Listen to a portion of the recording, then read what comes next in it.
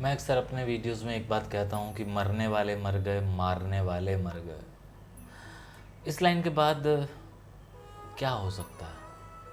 बातचीत ख़त्म।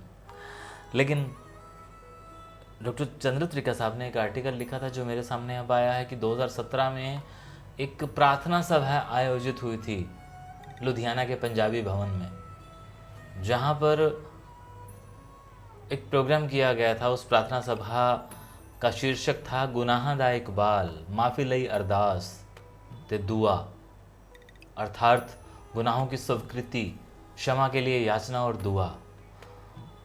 जो इसके ऑर्गेनाइज़र थे उन्होंने इस कार्यक्रम की जो सूचना थी वो सोशल मीडिया पर डाल दी थी। कोई भी इनविटेशन उस तरह से नहीं बांटे गए थे, कोई उसका गेस्ट ऑफ ऑनर नहीं था, कोई उसका चीफ गेस्ट नहीं था। सारा काम बड़ी ही सादगी से किया गया था। और प्रोग्राम का जो मौजू था, जो उसका विषय था, वो ये था कि यहाँ वो लोग एकत्रित हों, यहाँ वो लोग इकट्ठे हों जिन्होंने 47 के वक्त में स्वयं खुद या उनके बुज़ुर्गों ने, उनके पूर्वजों ने उस विभाजन के समय अपने ही लोगों की हत्याएं की हों, या अपने पूर्वजों की इस भूल के लिए माफ़ी के तलबगार हों।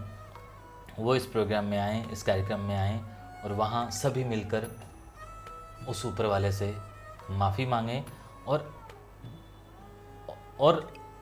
एक तरह से कन्फेशन करें इस चीज़ का, और एक तरह से इस चीज़ को कबूल करें कि हाँ, हमारे हाथों से उस वक्त ऐसा हुआ था। यह एक नई शुरुआत थी। इस प्रार्थना सभा में दूर दराज से सैकड़ों लोग आए थे।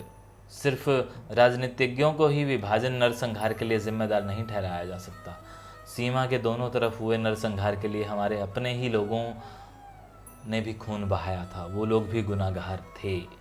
हमारे अपने ही लोगों को, अपने ही प्रिय लोगों को इंसानियत के सारे तकाजे बुलाकर मार डाला गया था। इस प्रोग्राम की शुरुआत एक अरदास से हुई थी, जिसमें भारत पाक विभाजन के समय मारे गए लोगों को आत्मा की शांति के लिए प्रार्थना हुई और फिर दुआएं भी पढ़ी गई। मुस्लिम परंपरा का निर्वहन जामा मस्जिद लुधियाना के शाही इमाम उस्मान रहमानी ने किया था। कमाल का प्रोग्राम हुआ होगा ना।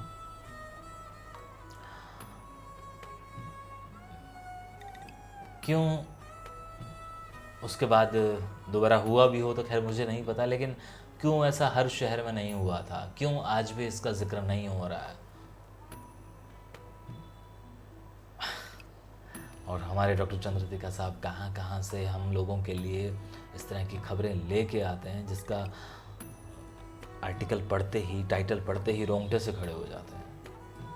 इनके बहुत सारी किताबें, बहुत सारे आर्टिकल्स आपको सोशल मीडिया पर मिल जाएंगे। उसके अलावा इनका खुद का जो चैनल है डॉक्टर चंद्रत्रिका के नाम से, वहाँ पर ये रोज़ाना जब एक वीडियो डालते हैं तो लेने वाले लुत्फ़ लेते हैं, मज़े लेते हैं, और हम जैसे लोग उसे वहाँ से भी लेते हैं और सर से इजाज़त लेके कि सर मैं पढ़ने जा रहा हूँ, और सर का ये कहना हाँ हाँ पढ़ो, बताओ लोगों को। शुक्रिया जनाब जी।